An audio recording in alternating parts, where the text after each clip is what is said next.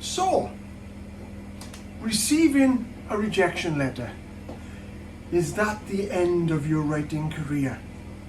Because let's face it, as authors, we put together a short story from an idea. You could end up writing a full-length novel of maybe 120,000 words. You could end up writing a short story of 20,000 words. My average is about 60,000, if I'm honest. So you put all the blood, sweat and toil into writing this amazing manuscript. You think it's amazing. You add all the best characters, all the best plot lines, the best darker shades of the characters that are going to come into the story. You put a lot of thought into it. You put a lot of details of times and places, and you put your whole soul into the story. You get it edited. You edit the story as best as you can yourself. Me, I use Grammarly to see all the little kind of punctuation problems and stuff, but then you hand it on to either an editor or even send it to a publisher to see what they can make of it. And you're hoping that that will be your big chance. It might be your first manuscript, it might be your 15th, it doesn't really matter. It's always the same result if it comes back to you. Now if you've sent it off, there's always, I don't know, the long wait. Sometimes it's months and months and months. Sometimes it could be a year. Other times it could take a couple of weeks. Different publishers got different ways of doing things. They normally ask for, now this is just me, the ones I've dealt with, they normally ask for a covering letter to tell you about yourself and maybe your other publications, a synopsis, and 3 chapters. That's normally what I've dealt with most of my writing life. A cover letter, right at the beginning I didn't have any background, so it was just short stories I've written and sent off. Now, if I have a cover letter, I've got a full back catalogue of stories and books that I've got behind me. Then you've got your synopsis, which gives you a snippet of the whole story, but with the ending, because the publishers always want to know what the ending is. You can't do like a blurb. It's got to be a portrayal of the story in a short amount of space, maybe 2 or 3 paragraphs, maybe a couple of pages. It all depends on the publisher. And then the 3 chapters that you send off. Now, some publishers ask for 3 chapters in a row, chapter 1, 2 and 3.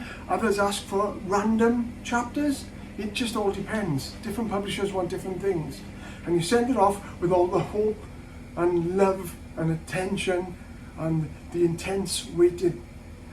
Now, years ago when I first started out, we used to post them off.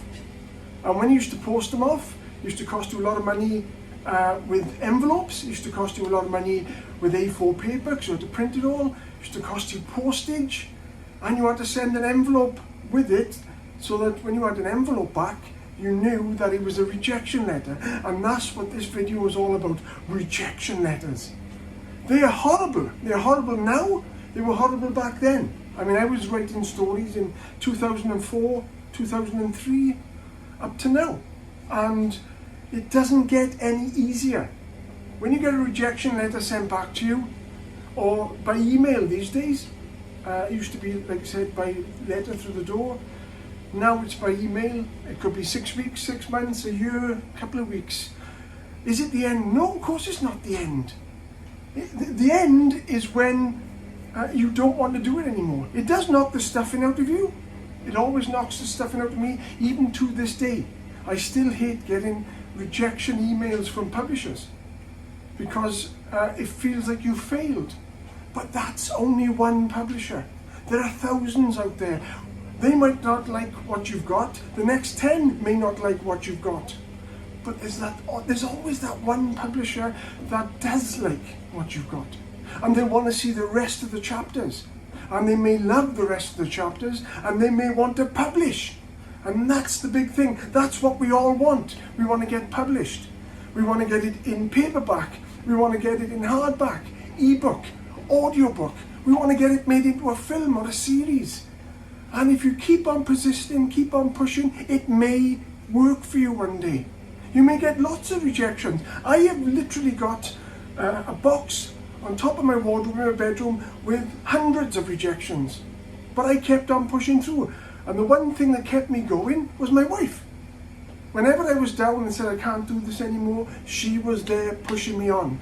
And you've got to have somebody there to support you, and you've got to be tenacious, and you've got to keep on pushing.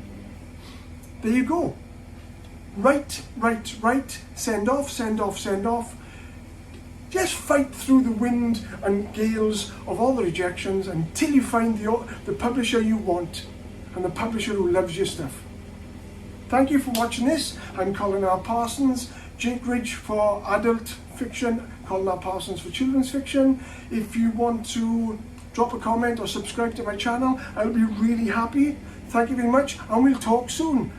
Bye now.